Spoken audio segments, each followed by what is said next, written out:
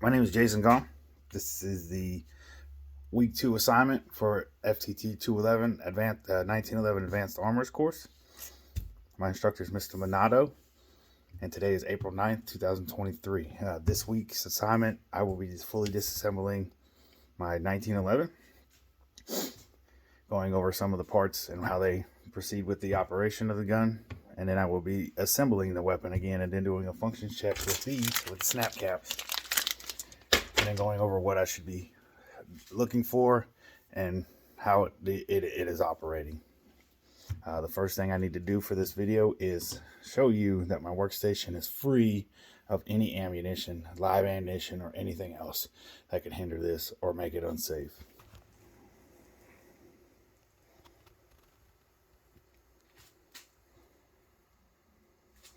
As you can see, the 1911 is empty. There's nothing in the chamber. The magazine is right next to it. It is also empty as well. Continuing on, this is the fully disassembled 1911. All the pieces in the exploded view right here are, you can see. All right, now there were 6, during this process of this assignment, I got to pick out 6 pieces, and then I identify how they work in the operation of firing, and I went with the trigger right here. This is the trigger, and what it works with the firing and non-firing. What you do is just pull the trigger, and it activate the trigger mechanism. The sear, which goes into it, that's another part that I picked, the sear as well. And then what the sear does, so that goes to the hammer. Hammer falls forward, hits the firing pin, fires around. All right. Next one, like I said, was the sear. What this does is when you are loaded, it locks back it stops the weapon from firing if you're not pulling the trigger. So if you pull the trigger, the sear will deactivate. When you let go of the trigger, the sear will reactivate, stopping it from firing. So this goes into firing, not firing.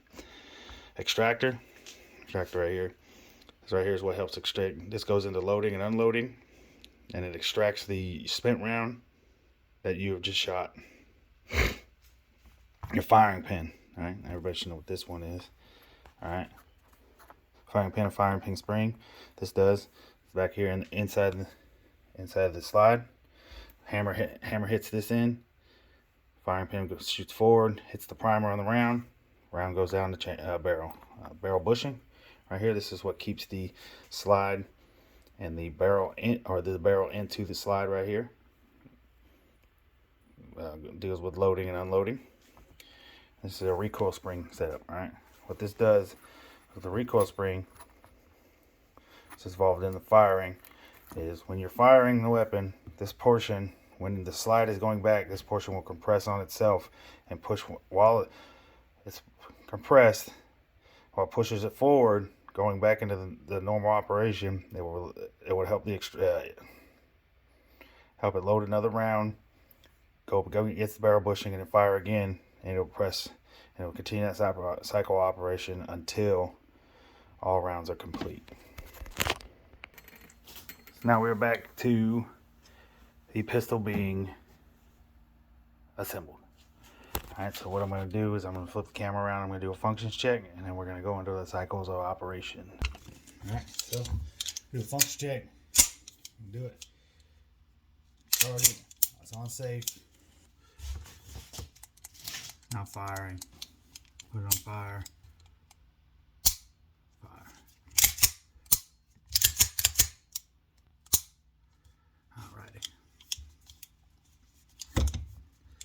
Alright, 11. Now we're going to go into loading. So I got my snap caps, as you can see here. I only have 5 rounds in here. So what we're doing is we're looking, and I've got it loaded. I'm going to put a round in the chamber, so I'm going to cock the slide back. I'm looking for the round on the top of the magazine. I'm watching it slide up the feed ramp and go into the chamber, which, as you can see, I'm already having issues with this pistol right here, and it's failing to go into battery, or it's having double feeds. So what I'm going to do is I'm going to drop the magazine, get rid of that round in there. All right. So now we've seated that round, and as you can see, we've seated that round. All right. So it's loaded, it's chambered. All right. Hammer is back. We're gonna pull the trigger. We're gonna fire. Boom.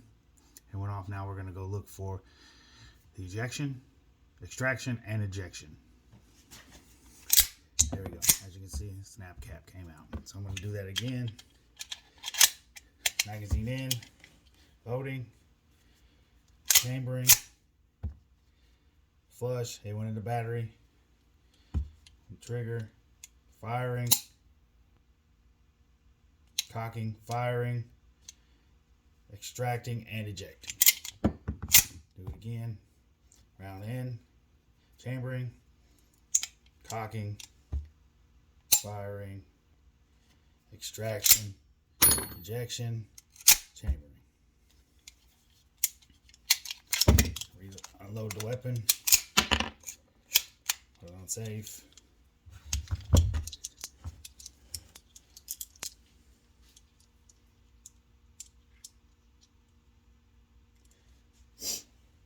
So this, all in all, this was a pretty good build. I learned a lot. I did it a couple times during this week.